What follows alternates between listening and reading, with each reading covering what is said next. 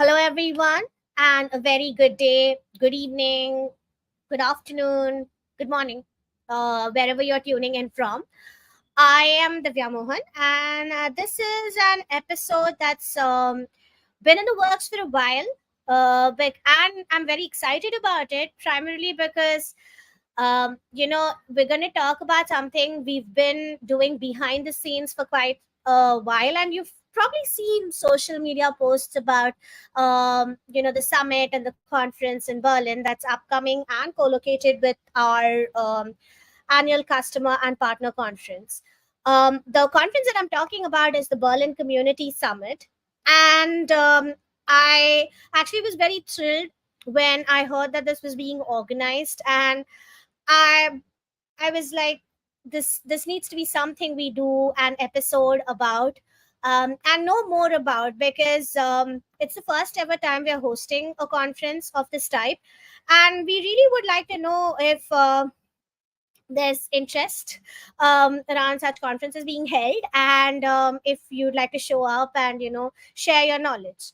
So of course I'm not like the know all do all see all sort of a person here, so I'm gonna invite one of my colleagues here who's on the organizing committee and has been investing a significant amount of blood, sweat, and tears into this process. So the person here is Doug. And hi, Doug. Nice to have you on this live stream finally. And I'm really glad we get to do this today. Thank you. Thank you. I appreciate you having me, and I'm looking forward to discuss the summit. So,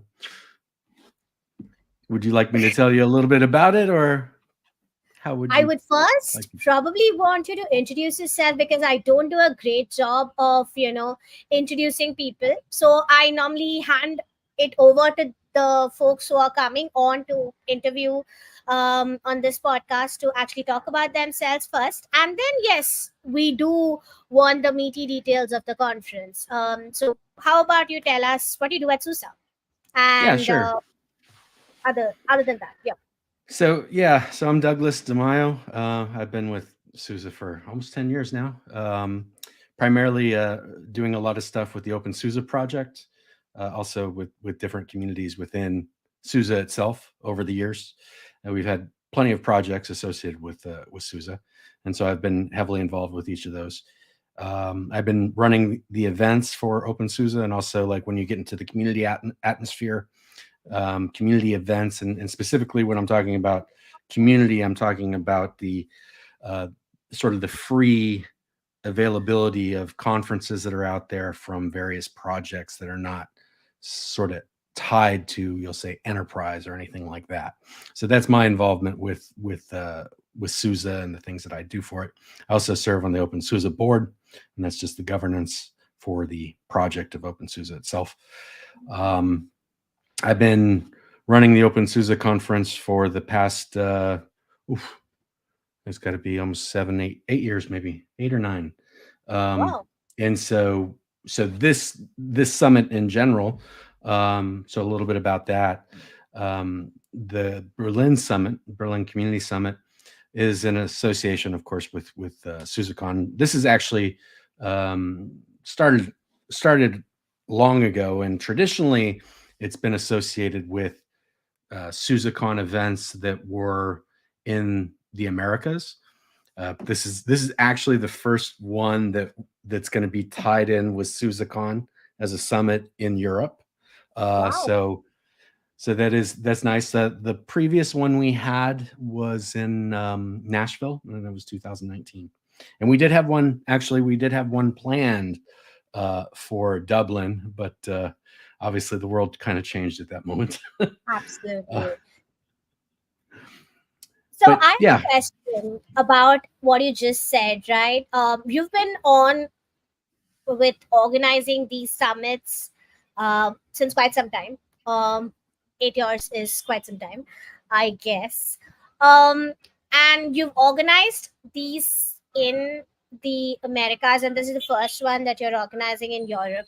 I'm very curious as to what are the major differences that you've seen with respect to organization, and what Are there any different challenges when you're seeing when you're organizing it in Europe and as compared to doing so in America?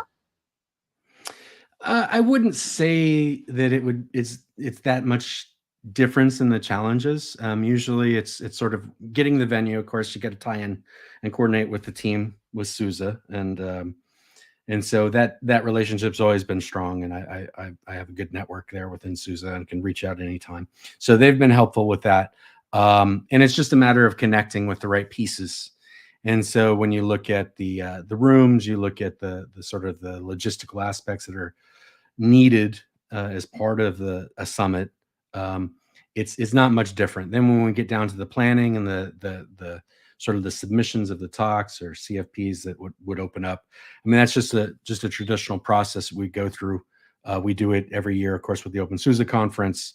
Also, multiple other conferences that we've kind of been involved with. We actually have the Open SUSE Asia Summit call for papers actually just opened up Yep. today.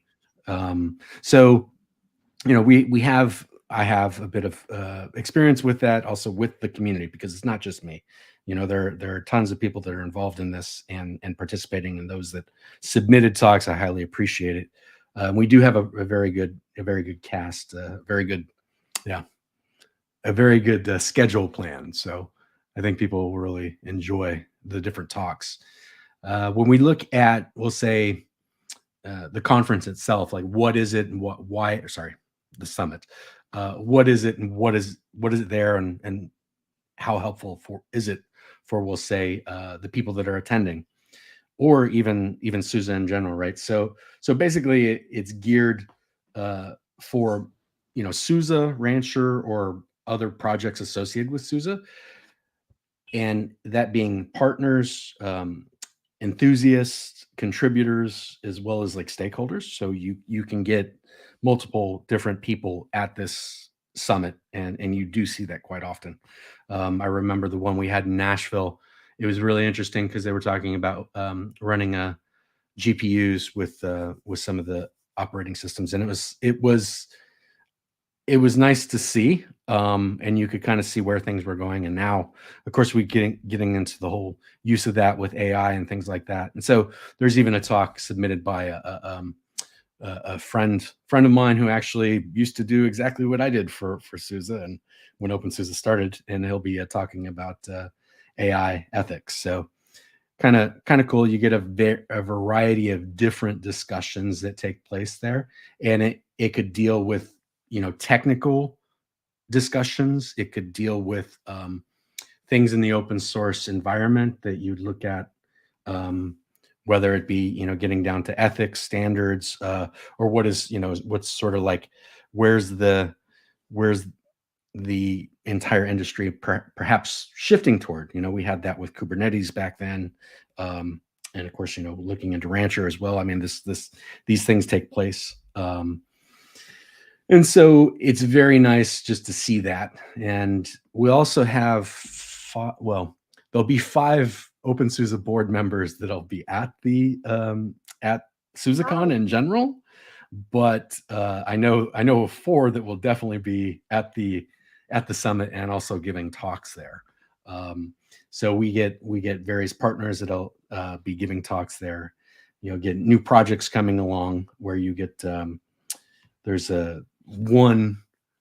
It's about the Midori browser, and it's from Astian, and so they'll be there talking about it. That's also, if you look at that particular aspect, right, that talk will be given at this summit, but not everyone that is at the summit will be able to make it to the OpenSUSE conference. Yep. So this talk will also be at the OpenSUSE conference, and that's sort of I think that's sort of an important thing. It's just it happened to match up a week apart from one another. We have the SUSECON happening, and in mid-June, well, midish June, and Mhm. then OpenSUSE conference happening. That's like what, maybe 400 kilometers away to the south, happening like a week afterwards. So it was just random. It kind of wasn't really planned that way. But we know that not everyone can be at one or the other, and so that's nice to actually see. that some people were able to stay and actually able to give talks. I know we have some partners with AWS that are there that are giving talks about various open source projects such as Pegger or something like that, and how that could work with AWS, the CLI working on that. So, um, yeah. Are there other questions that you would want to go over? Oh, yeah, I do. I have plenty of questions for you, Doug. So you're not getting away anytime soon. Just letting Okay. you know. So another question that I have is, are there any specific things that you look out for when you're curating the schedule? Like, I know that since this is tied to SUSECON, and maybe a lot of the SUSECON folks, existing SUSECON folks, are the ones who are attending, and it's co-located, so it's easier for folks who are attending SUSECON to attend. That's obviously there, but are there any particular things you look out for when talking, when narrowing down the CFPs?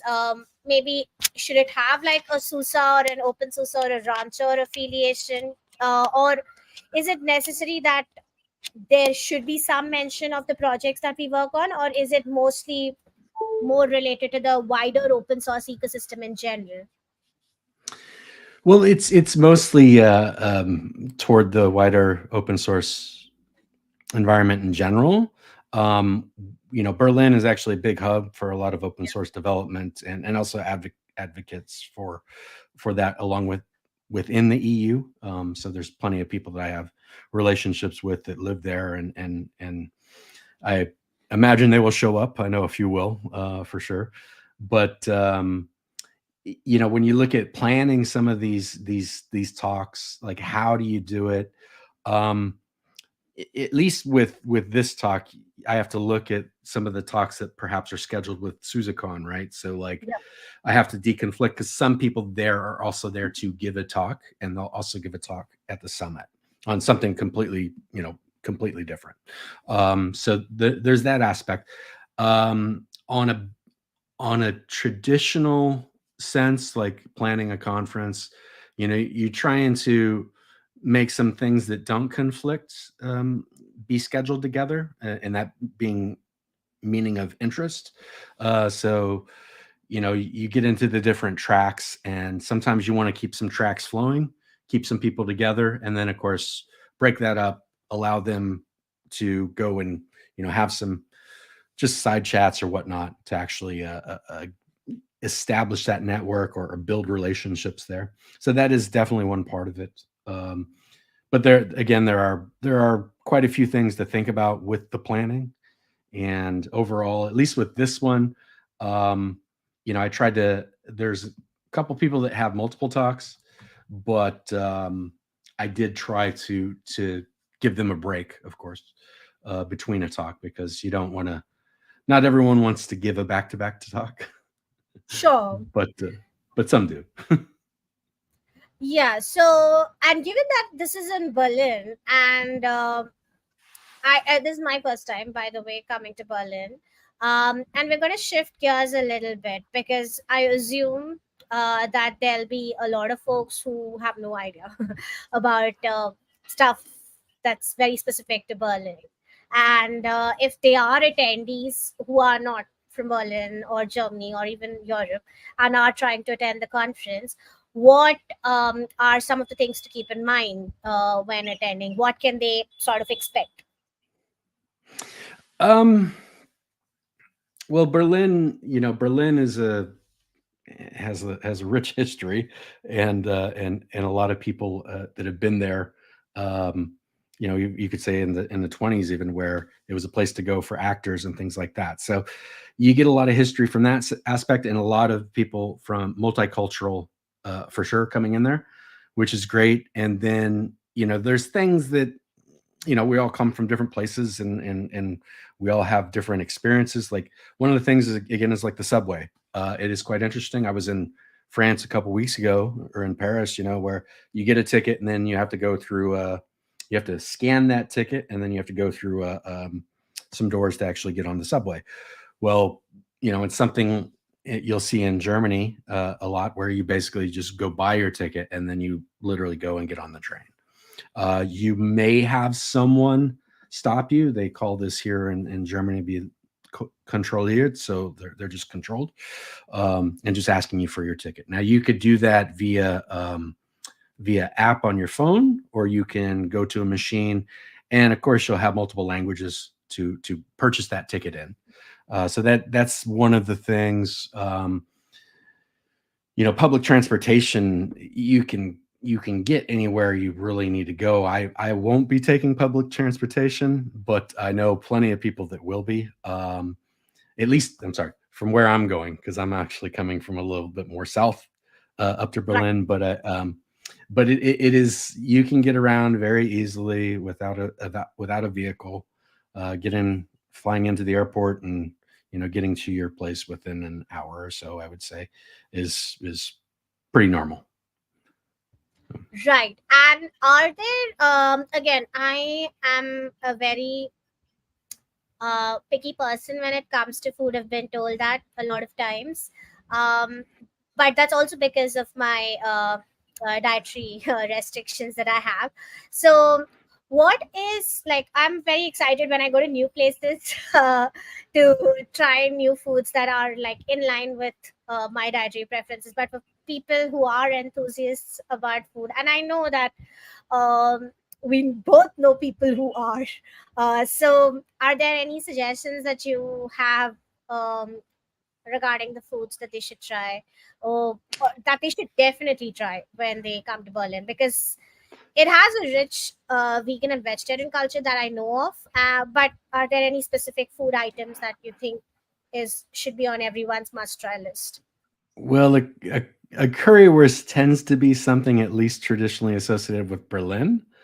So that's where it was founded or established, or it was basically in the early '50s is when it happened. That restaurant actually is no longer open, but it was started there. So from that perspective, you get some sort of wurst with the ketchup and a curry sauce, and maybe a dash of Worcestershire or whatnot. But there is multiple places to definitely get food at, and different. I've been there and had Mexican food. I actually looked to see there's a bunch of Vietnamese places around, as well as a few Indian Yep. places. I mean, there's variety, and the people there are going to be doing some traditional dishes. I myself I like a Laos's dish. It's called a lap gai, and this is just tends to be served in Thai restaurants a lot. But you can find these various dishes anywhere throughout the city, because there are so many different cultures that live there. So, um, and then let's see. So stores, you'll probably get some self checkouts. That's actually fairly new, at least in my city, which is relatively small. We're getting some of that there, and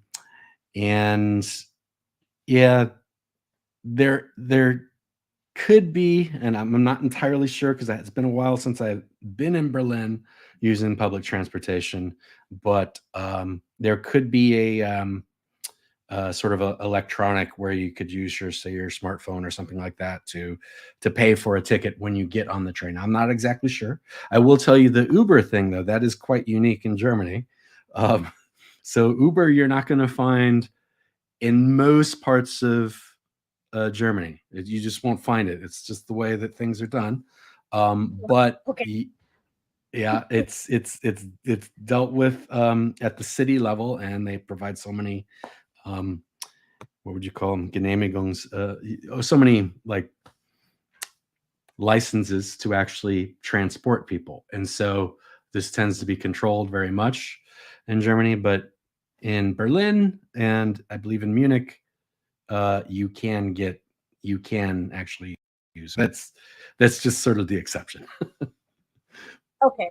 Well, I Yeah. mean, I'm learning new things about Uber everywhere I travel, um, because I never realized that there's a discrepancy in the way it works across. Like, I mean, I know that certain providers works in certain places, and in certain places they don't. But I sort of thought like Ubering was the global standard of transportation for some reason, but clearly not the way it is, and that's absolutely fine. I think I had like very similar experiences, just very recently in Vietnam as well as in France. So I think that's it's not an anomaly, but it's something that's an eye opener when you actually visit other places, that this is not the way the entire world functions. So it's like a whole shift in the way you view things. But again, coming back to things that you can find around the hotel, I believe that before we got on the live, you were mentioning that there's not a lot of stuff around the hotel that you could do, but there's like it's very sparsely there, but not exactly lot of stuff to actually eat or catch a quick bite from. Yeah, the it looks like, I mean, just looking at the restaurants that are around there and having spoken a little bit to the venue itself, yeah, you're gonna have to walk quite a distance. I mean, not quite a distance, but you have a good 10 minute walk for sure to get to I think the closest place, and then that's then anything beyond that, you have to look a little bit further. So from that perspective, I know that they have a restaurant at the venue. And then my understanding too is that I know that we will have some snacks for the summit at least, that we've provided. So fresh fruit. So you can join us and definitely come and get some fruit. Uh, so, but then yeah, I mean, I think it looks like the subway stops are nearby, and I think like going into inner city, which you tend to see that, of course, with conferences a lot. People will stay at the venue, but then they'll like venture to go, let's go into town, or Yep. to a location. And so it looks like you could get into, we'll say, um, um, down to the Brandenburger Tour or something like that, or where a lot of things that traditionally you look at in Berlin, sort of Checkpoint Charlie or the Ziegelsäule.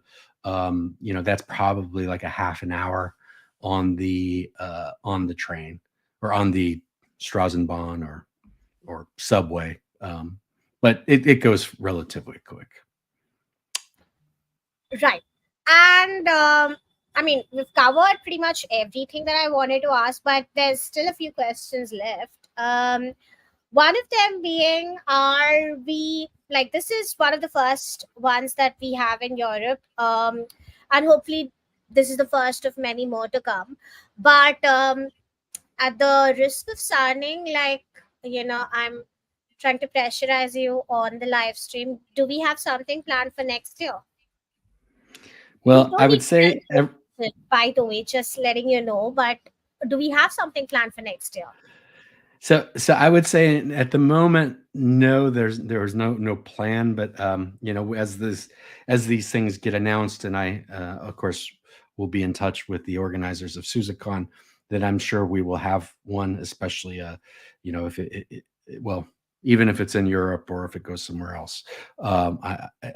I would think that we would continue to have this because people do find value in this. And I know last year when we had SUSECON in Munich, it was brought up, oh, where's the summit at? Why aren't we having it? And so it was rather, um, you know, SUSECON last year kind of happened fairly quickly, so it wasn't so much longevity for us to actually do a summit. But next year, yes, I would imagine we would have this as well. And at again the risk of sounding like a person who's trying to bring more things into Asia, uh, because I know that there's an Open Source Summit in Asia. Do we have any plans anywhere in the future to kind of bring it for our Asian contributors? I know Suzuka never gets held here, but I'm manifesting it. This is how manifestation works, according to me. But is are there any plans to at any time bring it to Asia? So yeah, so if people go to, I'll just put this address up here. It's like, no problem, I can do it. Um, so if people go to news.opensusa.org, they'll actually see the OpenSUSE Asia Summit. They're having a logo contest. This is um, traditionally like something that the OpenSUSE Asia Summit has done for the years. So there's some information about that. It's going to be held in Tokyo, Japan this year. Yeah. And then the call for papers is open. There, you know, I've been to a few. I know I'm going to this one for sure. Um, but it's really been all over. I know that we've had it twice in Indonesia, I think twice in China, once in Taiwan. This would be twice in Japan, and I know the ones that we did have planned for India um, were so we basically had two of those. But one was an online. That was a year that we ended up all going into lockdown. Shall we Yeah. say? Yeah. But that was we've had that. So I do encourage people who aren't able to make it to Europe or to the Americas or whatnot to look at the OpenSUSE Asia Summit because there's a really core group of people, and you tie in with them, and I mean you'll really learn a lot from them. And I know that also I know we have a person that's going to be at the summit who plans on going to there as well, and he just gives talks about security. So I mean, like, it's a good group, and we all kind of know each other for the years. I was just looking at a picture. So there's going to be another talk, and I was asked to find a picture for her talk, and I looked at the picture, and it was made in 2011, and you're looking at the people, Oh my and you're God. like, wow, how times flied, and I actually work with one of the people. I spotted him out, and I sent him a picture. I was like, hadn't seen, had never seen you so young, but yeah, so it's a lot of fun. And it would be a lot of fun to actually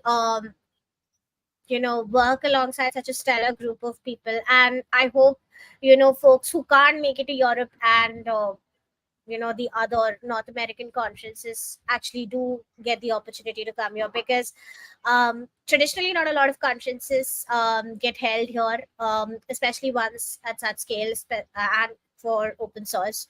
So it'd be great to have something for the Asian audience as well.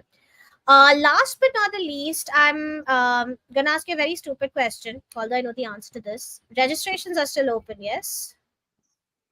For the summit, yes, and for the conference. Actually, we run registration up to that last day. Actually, even throughout the conference. I mean, it is when we look at community summits and when we look at like the OpenSUSE conference, OpenSUSE Asia Summit. I mean, the intent really is for people to come and be a part of it, and literally you find someone talking in a cafe or whatever, and before you go, and you're like, oh yeah, you can come, like if they're into tech. I mean, we're not limiting any sort of thing. We want people to come and learn and be a part of the community. So yeah. And where do we register? I know that it's event.opensource.org. Can we like have that banner up here? I guess we can. There it is. Yeah. Yeah. Yeah. So Oh, yeah, you okay. could. Oh, sorry.